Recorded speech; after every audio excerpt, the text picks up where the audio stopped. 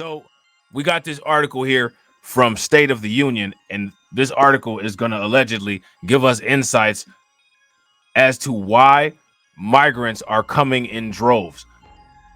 Apparently, it's pretty simple. They're coming because they believe they can stay. Now, let me ask you guys this question. Do they have reason to believe that they can stay? If you ask me, they have all the reason to believe that they can stay because that's what the Biden administration has demonstrated. You can come here, beat up cops, and you straight. That's like, you know, I mean, it is. What else? What else can you do that's beyond that? Not only can you do that, you come here and get you a check. Come here and get you some gifts. Come here and get you some rent. That's free 99. You know what I'm saying? The United States is experiencing a significant shift in immigration patterns with a diverse range of people seeking entry, driven by factors such as conflict, climate change, and economic hardship. Nobody's ever mentioned any of that when they've been interviewed. Shout out to Black Star Racer. What's good with it, bro? How many people have ever mentioned that anytime we've seen any of these people being interviewed? I haven't seen any of them mention this. Only something similar, possibly to economic hardship, talking about they come here looking for a job. But that's it. As far as conflict, climate change, none of them said that. Many migrants are pursuing asylum as a means to secure their stay, despite the slim chances of success. The overwhelmed immigration system, lacking necessary personnel and resources, leads to prolonged processing times and allows migrants to build lives in U.S. while their cases are pending. I don't know anyone who has been deported, migrant Carolina Ortiz said. We do need more boots on the ground. We need more border infrastructure, border security expert Micro Nefox said. But you can't fix this by doing just that, he said. We need to understand that the border is not the end of it. The Biden administration's inefficiencies have been largely blamed for the ongoing challenges. Politicians want to fund Border Patrol agents, fencing, and other visible aspects of border enforcement, U.S. Immigration Policy Program Director Doris Mesner said. But until resources are bolstered for other immigration functions, the border problems cannot be solved, Mesner said. All right, so let's take a look at this video. 1 second. This video says hundreds of millions are being spent on migrants in Chicago. Is anybody surprised about that? Shout out to Cat of Trust right there, by the way. Let's bring in Chicago journalist William Kelly. William, good to see you. Thanks for being with us. Do this for me. Bless you, Sean. Set the scene for us with what's happening in Chicago with this migrant crisis. Wow. Well, you know, this migrant apocalypse is really what I'm hearing now. Every Chicagoan that I talk to say that they've survived the lockdown, the looting, you know, the violent crime, and now they've got to deal with this migrant crisis that they believe it will be the death knell of Chicago. That Chicago is. So I don't know if you guys have seen, but I got a video on BLR1 that's called Chicago is Finished.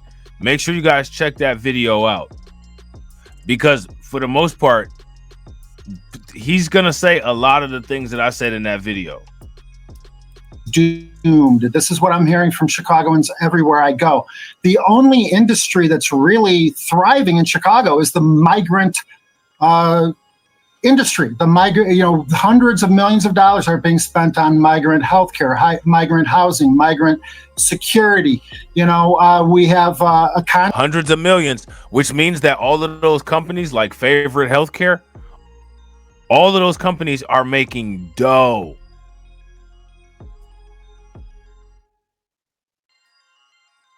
All of those companies are making dough. Crazy value chain work going on. Contract that we're researching right now at, you know, reporterwilliamjkelly.com. I'm doing a series of reports on the migrant money shell game, is what I call it. Over $100 million on culturally sensitive food. Wow. Because the migrants. So we've been talking about this food issue. You guys see this, right? Food is a big thing. They spending hundreds of $1 million on quote unquote culturally are unhappy with the sensitive food. You know, as you know what I'm saying? Hundreds of millions of dollars.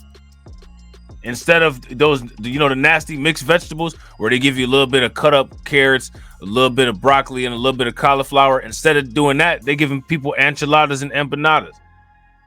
You know what I'm saying? Tamales and pupusas. Instead of just giving them the food that's there. Like I said earlier, they could mix up some sugar in the water and that'll keep people alive if it really came down to it. You know what I'm saying? As an Irish Catholic from the south side of Chicago, I can't help but wonder if I snuck into a country, would I be demanding deep dish pizza?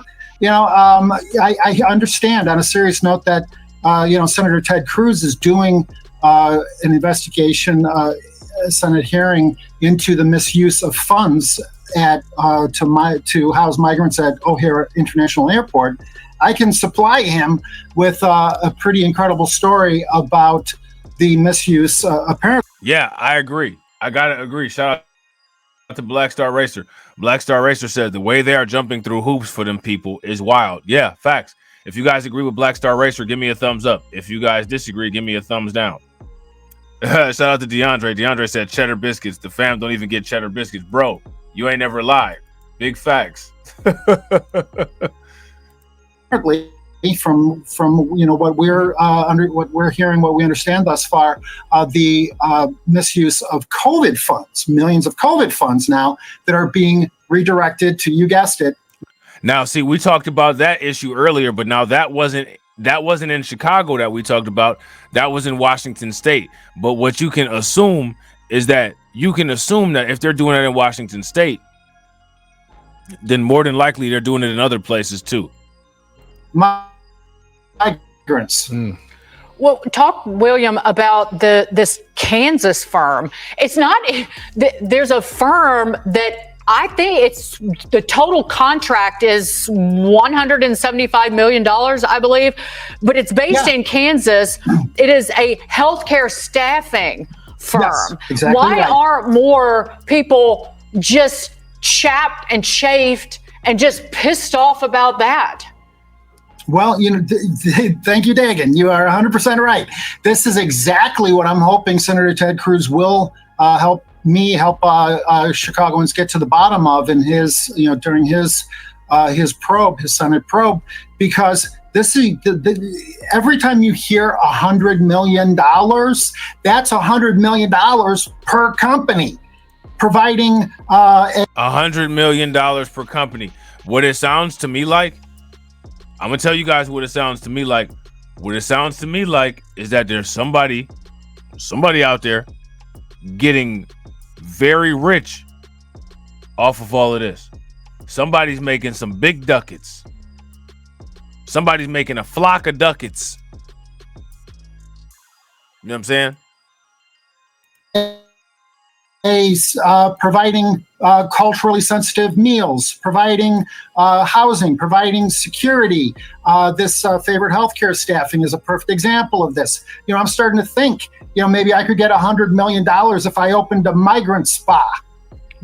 You know, we played the video from Cata Truss.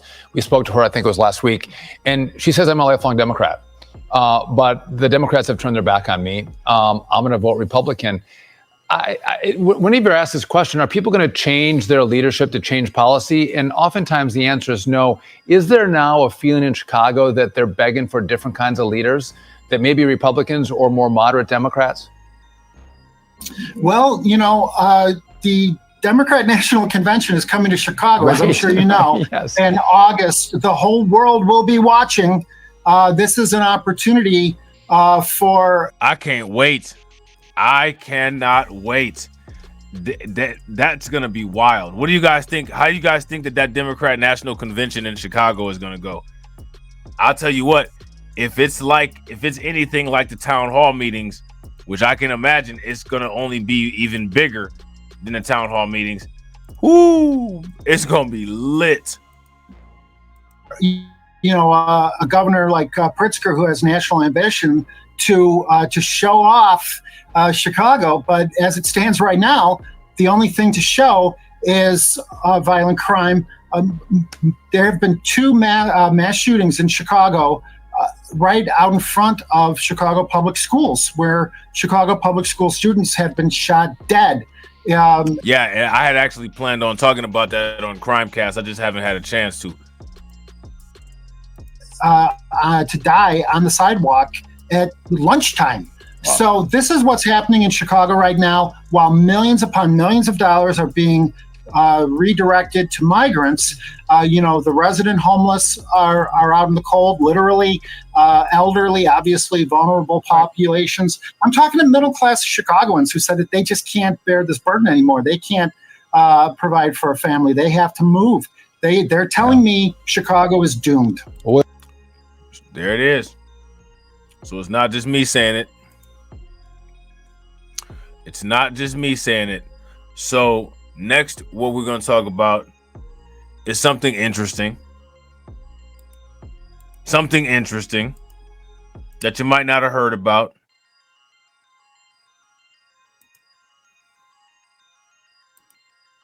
This right here.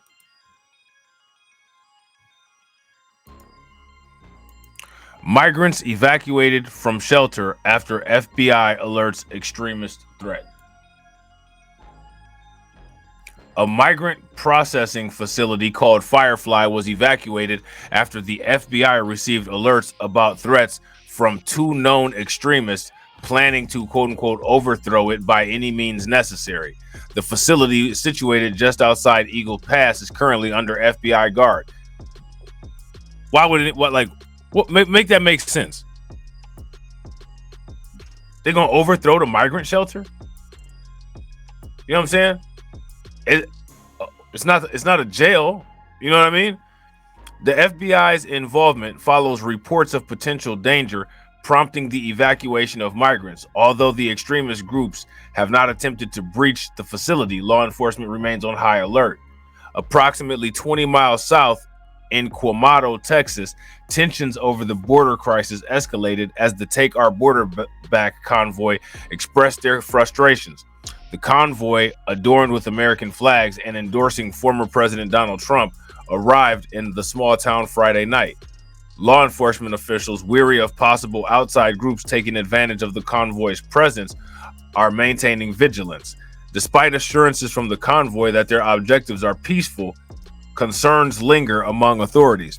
The convoy, quote-unquote dubbed God's Army by its creators, began in Norfolk, Virginia, and had made previous stops in Florida and Louisiana. Their goal was to head towards Eagle Pass, Texas, to, as they say, support local law enforcement. Yeah, like the McMichaels family. You guys know that's what the McMichaels family said that they was doing when they deleted Ahmaud Arbery, was quote-unquote supporting local law enforcement, right? So now check this out. Alejandro Mayorkas told border agents that above 85% of migrants are released into the U.S. Now, you guys recall a couple articles back, they said, well, where do these migrants get the idea that they can stay here? This is where they get the ideas that they can stay here. They get the ideas that they can stay here right from our faulty government. Listen to this, Carly. Sources say DHS Secretary Alejandro Mayorkas told Border Patrol agents that more than 85%, that's a whopping number, of migrants at the border are released into the U.S. Fox is also told that Mayorkas shared the stat after he was asked about this comment he made last week. Would it be surprise you to hear that CBP sources say that currently they are releasing more than 70% of the migrants crossing every day, and sometimes more than that number, higher than 70%? Would that surprise you? It would not surprise me at all. I know the data, and I will tell you that when individuals are released, they are released into immigration enforcement proceedings. Michigan Congressman. How is somebody released into immigration enforcement proceedings? So you release them directly into a courtroom that's already started with their case number on it, right into an immigration proceeding? Yeah, I don't think so. Sorry, I don't think so. John James just visited the southern border with Speaker Johnson last week, and he joins me now. Great to have you here in person, thanks for having me. Congressman. Look, I'm no math major, and I understand the math rules have changed throughout society, but when I was in school, 85 was more than 70. So did Alejandro Mayorkas just lie to Brett Baer on our air? Absolutely, and he's been lying to the American people for years. But since Joe Biden took office, there have been hundreds of thousands, millions of illegal aliens released into our borders, and when they are examined, then we have to take them at their word, their name, their origin, their date of birth. We don't know who these people are. Right now, this is not just people from Mexico. It's not just people from Central and South America. They're people from all over the world. And right now, with our open border, right now with wars in the Middle East, right now with the world on fire, every day in America where we have an open border is October 6th for Israel in America. Every day is September 10th in America with this open border under the Biden administration and Secretary Mayorkas' failures. Such a great point. I don't think we can even begin to fathom the consequences of what 85% of these migrants being in our country, we don't know who they are, we don't know where they came from, we don't know what they're doing here. I don't think we can fathom the consequences of that, and you are apt to say October 6th as the analogy. As a military guy, got to get your thoughts on this. John Kirby says President Biden has no plan to dismiss Defense Secretary Lloyd Austin after his secret hospitalization. So, Congressman, apparently the Secretary of Defense going AWOL is no big deal for this White House. So now they're going to go into talking about the Secretary of Defense, which we can actually talk about later when I finally get a chance to talk about these airstrikes going on. How many people have heard about these airstrikes going on in Syria? If you guys heard about them, give me a thumbs up. If you guys haven't, give me a thumbs down. I haven't had a chance to talk about them yet, but eventually, if I get through most of this migrant stuff, then we definitely will. Shout out to Jesse. What's good with it, bro? So now here it says the immigration debate has become a focal point in this election year, with the group emphasizing its mission to raise awareness about the border crisis. Some members of the convoy shared that they have been on the road for over 5 days as part of this awareness raising effort. Okay. During the rally in Quemado, Representative Keith Self of Texas voiced his support for Texas Governor Greg Abbott's initiatives to secure the state's border, despite earlier rumors suggesting that protesters might detain migrants crossing illegally. No such incidents occurred during the peaceful rally. The situation remains fluid, with law enforcement closely monitoring the developments to ensure the safety and security of all involved parties. The number of migrant encounters at the southwest border plummeted from 42% from December to January, but it was still a record high to start the calendar year, sources tell News Nation.